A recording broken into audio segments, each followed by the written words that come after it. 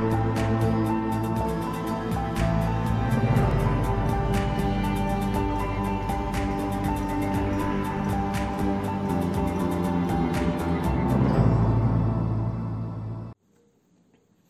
And a warm welcome to all of you. चलिए question देखते हैं। Consider the following: bats, bears and rodents. तीन चीज़ें दे रखी हैं।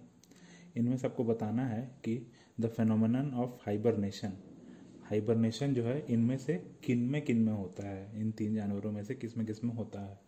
ऑप्शंस हैं 1 and 2, 2 ओनली, 1, 2 and 3, और चौथा हम बोल रहा है कि hibernation cannot be observed in any of the above.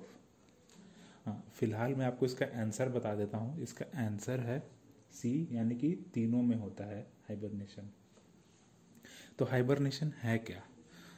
Generally आपने डिस्कवरी या नेशनल ज्योग्राफिक देखा होगा, तो उसमें आपने देखा होगा कि पोलर बियर्स को हाइबरनेट करते दिखाया जाता है जब भी डीप विंटर्स आते हैं। तो हाइबरनेशन क्या है? पहले एक चीज़ बताता हूँ कि इकोसिस्टम वाले वीडियो में मैंने आपको कुछ बायोटिक फैक्टर्स, कुछ एबायोटिक फैक्टर्स के बारे में समझाया था।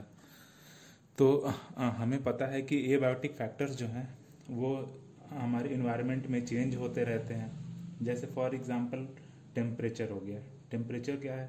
हमेशा चेंज होता है। कभी हमारे पास समर आता है, कभी विंटर आता है। तो हमें एक चीज़ पता है कि एबायोटिक फैक्टर्स चेंज होते रहता है। तो उसी के रिस्पॉन्स में जो है हाइबरनेशन एनिमल्स करते हैं। इसमें होता क्या है? ये बेसिकली एक स्टेट ऑफ इनएक्टिविटी है। स्टेट ऑफ इनएक्टिविटी मतलब कि ऑर्गेनिज्म जो है पूरी तरह से इनएक्टिव हो जाता है, वो कुछ भी नहीं करता है। उसके जो मेटाबॉलिज्म रेट है वो इसके वजह से कम हो जाता है। अब ऐसा करना क्यों एसेंशियल है? क्योंकि उसको एनर्जी कम खर्च करना है, तो इस वजह से वो मेटाबॉलिज्म उसका कम हो जाता है। फिर जो उसका बॉडी का टेम्परेचर है वो कम हो जाता है। फिर उसमें उसका जो ब्रीदिंग रेट है वो भी स्लो हो जाता है। फिर उसका हार्ट रेट जो है वो धड़क रहा है, वो भी धीरे धीरे धड़कता है। तो इस वजह से बहुत सारे जो फिजियोलॉजिकली उसके इंटरनल स्ट्रक्चर में बहुत चीज़ें हैं ऐसी जो स्लो डाउन हो जाती हैं। ऐसा क्यों होती हैं? क्योंकि इन चीज़ों को करने के लिए एनर्जी खर्च होता है, और अगर ये कम होगा तो एनर्जी एक्सपेंडिचर कम होगा। तो इस वजह से हाइबरनेशन में ऐसी ऐसी चीज़ें होती हैं।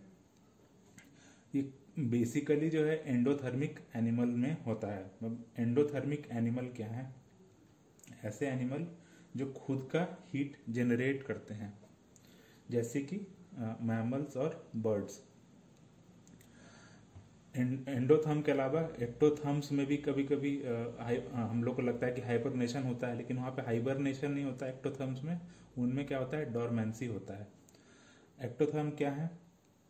ऐसे एनिमल्स जो डिपेंड करते हैं एक्सटर्नल इन्वायरमेंट के ऊपर। अब फॉर एग्जांपल स्नेक क्या करता है? ये खुद का जो बॉडी हीट जनरेट नहीं कर सकता है। तो इस वजह से कभी कभी ठंड में ये आपको धूप सेकते दिखेगा, और जब गर्मी बहुत बढ़ जाती है तो इस वजह से ये ठंडी ठंडी इलाकों में पाया जाता है।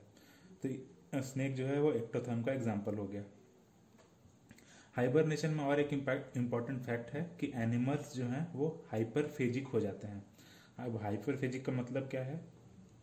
कि ये बहुत सारा खाना खाते हैं।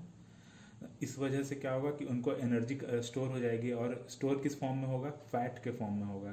फैट बेसिकली क्या है? एक ऐसा कंपोनेंट है हम लोग के शरीर में जो कि बहुत ही ज़्यादा एनर्जी रिलीज करने में हेल्प करता है। तो हाइबरनेशन का क्या क्या इंपॉर्टेंट फैक्ट हो गया? ये एक एबायोटिक फैक्टर के अगेंस्ट एक रिस्पॉन्स है। एक स्टेट ऑफ इनएक्टिविटी हो गया। इसमें मेटाबॉलिज्म कम हो जाता है, ब्रीदिंग रेट कम हो जाता है, बॉडी टेम्परेचर फॉल डाउन कर जाता है, हार्ट रेट भी कम हो जाता है। ये सब क्यों करते हैं? ताकि एनर्जी का एक्सपेंडिचर कम हो। और एनिमल्स इसके अलावा क्या करते हैं? हाइपरफेजिक हो जाते हैं। ये एंडोथर्म्स में होता है। ठीक है, ये तो बेसिक फैक्ट्स हो गया हाइबरनेशन का। अब हाइबरनेशन को हम लोग दो टाइप में बांट देते हैं।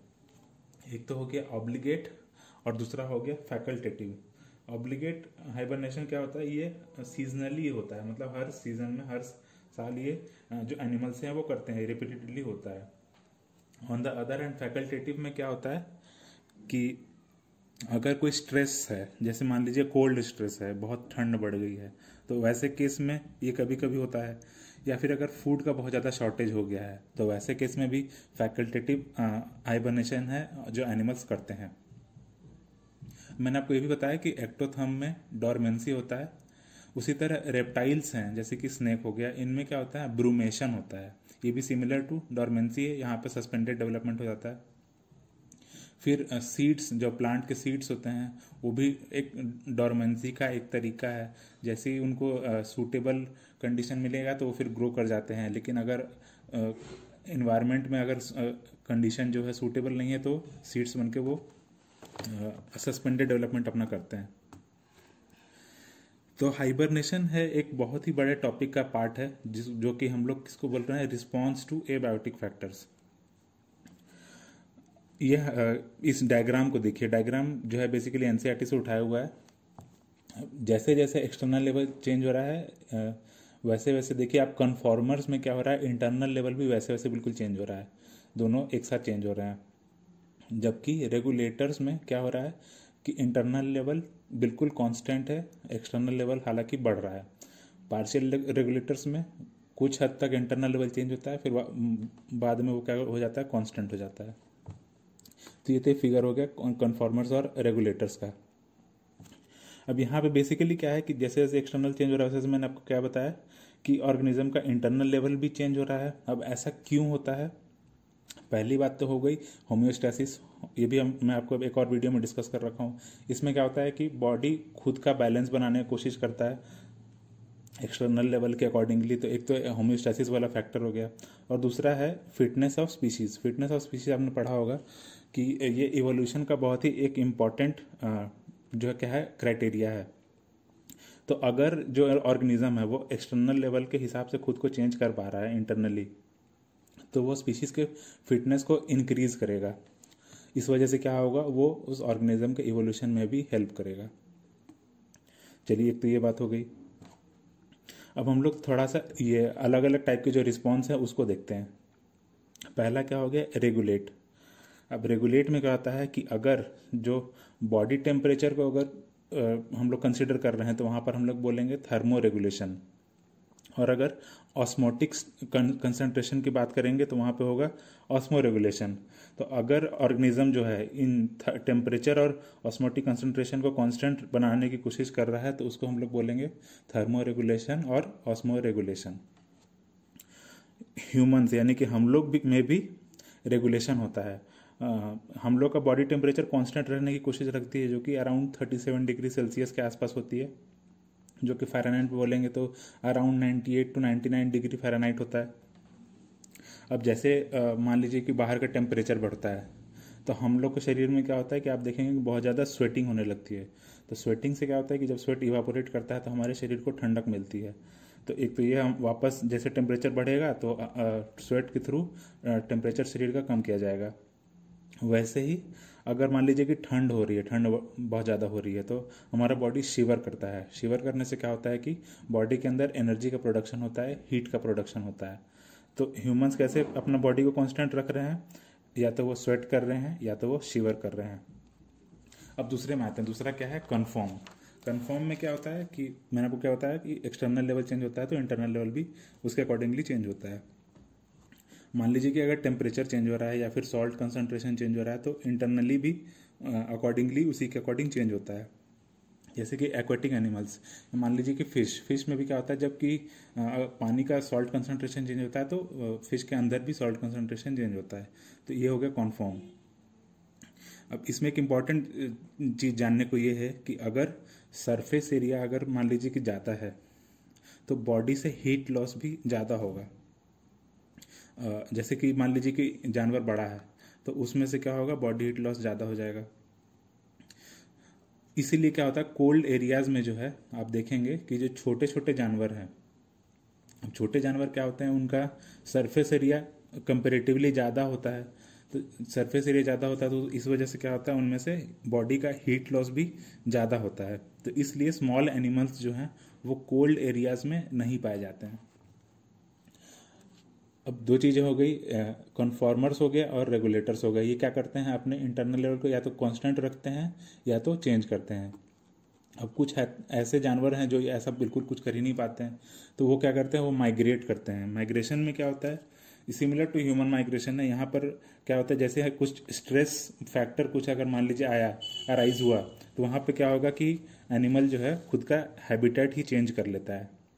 जैसे आप देखते होंगे कि साइबेरियन बर्ड्स जो हैं वो इंडिया आते हैं, वो क्या बेसिकली एक माइग्रेशन का एग्जाम्पल है। फिर उसी तरह चौथा चीज़ क्या है, सस्पेंड। अब सस्पेंड में क्या होता है कि बेसिकली एक डोरमेंसी का ही एक तरीका है। इसमें होता है कि जो एनिमल है या जो प्लांट है वो खुद के डेवलपमेंट को सस्पेंड कर देता है। सबसे पहले एग्जांपल हो गया स्पोर फॉर्मेशन। स्पोर फॉर्मेशन किस में होता है, जो छोटे छोटे सिंगल सेल हैं जैसे कि बैक्टीरिया हो गया मान लीजिए, फिर कुछ फंजाई होते हैं या कुछ जो लोअर लेवल के प्लांट्स हैं, इनमें क्या होता है कि स्पोर का फॉर्मेशन होता है। स्पोर क्या है, एक बेसिकली सिमिलर टू सीड है, लेकिन ये क्या होता है, ये सिंगल सेल्ड होता है स्पोर। और ये छोटे छोटे जो प्लांट्स हैं और बैक्टीरिया फंजाई, इनमें वो ये इसका डेवलपमेंट होता है। उसी तरह प्लांट्स, बड़े बड़े प्लांट्स जो हैं वो सीड्स बनाते हैं। तो स्पोर और सीड क्या करता है, ये इनके सर्वाइवल में बहुत ही बड़ा रोल प्ले करता है। हाइबरनेशन हमने ऑलरेडी देखा, ये क्या है, एनिमल्स में होता है, विंटर के दौरान होता है। एग्जाम्पल हमने ऑलरेडी कंसिडर कर लिए, जो बियर हो गया, रॉडेंट्स हो गए, बैट्स हो गए। इसके अलावा अगर समर में अगर मान लीजिए कोई एनिमल ये अपना डेवलपमेंट को सस्पेंड कर रहा है या फिर डीप स्लीप में जा रहा है, तो वो होता है एस्टिवेशन। एस्टिवेशन क्या है, ये समर के दौरान होता है, इसलिए हाइबरनेशन से डिफरेंट है। इसमें क्या करते हैं एनिमल्स जो हैं, क्योंकि हीट बहुत ज़्यादा एक्सटर्नली बढ़ गया है, तो ये कोशिश करते हैं अपना खुद के शरीर को हीट स्ट्रेस से बचाने के लिए या फिर डेसिकेशन से बचाने के लिए। तो क्या करते हैं, खुद के जो शरीर का ग्रोथ है या जो भी मेटाबॉलिज्म है उसको ये कंट्रोल करने के लिए सस्पेंड कर देते हैं खुद का डेवलपमेंट को। एग्जाम्पल के लिए हो गया स्नेल हो गया, फिश हो गया, फिर कुछ इंसेक्ट्स में भी एस्टिवेशन होता है।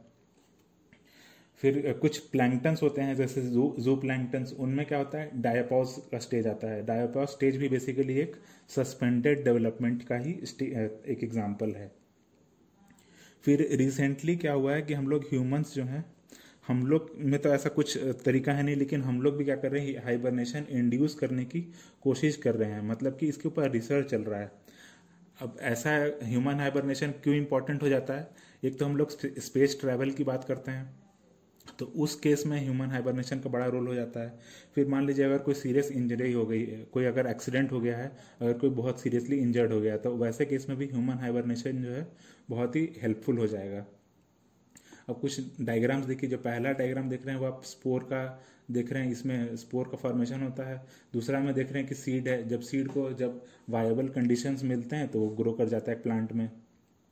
फिर एक बियर को देखिए आप हाइबरनेट करते हुए तीसरे डायग्राम में।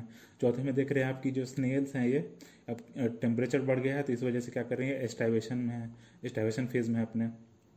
और चौथा देखिए, चौथा जो दिख रहा है आपको वो है बेसिकली एक डायपॉज स्टेज। डायपॉज स्टेज में क्या हो रहा है कि इंसेक्ट जो है खुद को मान लीजिए ककून बना लिया, और इस वजह से क्या हुआ कि उसने अपने खुद के डेवलपमेंट को सस्पेंड कर दिया, और जैसे ही फिर कंडीशन वायबल होता है उसके अकॉर्डिंगली होता है, तो वापस से वो अगले स्टेज के ऊपर डेवलप कर जाता है। ये इंसेक्ट जो है यहाँ पर देख रहे हैं, मान लीजिए कि बटरफ्लाई बन जाएगा। तो इस तरह से अलग अलग एनिमल्स जो हैं रिस्पॉन्ड करते हैं एबायोटिक फैक्टर्स के चेंज होने पे। ठीक है, चलिए आशा करता हूँ आपने कुछ कुछ हद सीखा होगा। अच्छे से पढ़ते रहिए। Bye bye, take care.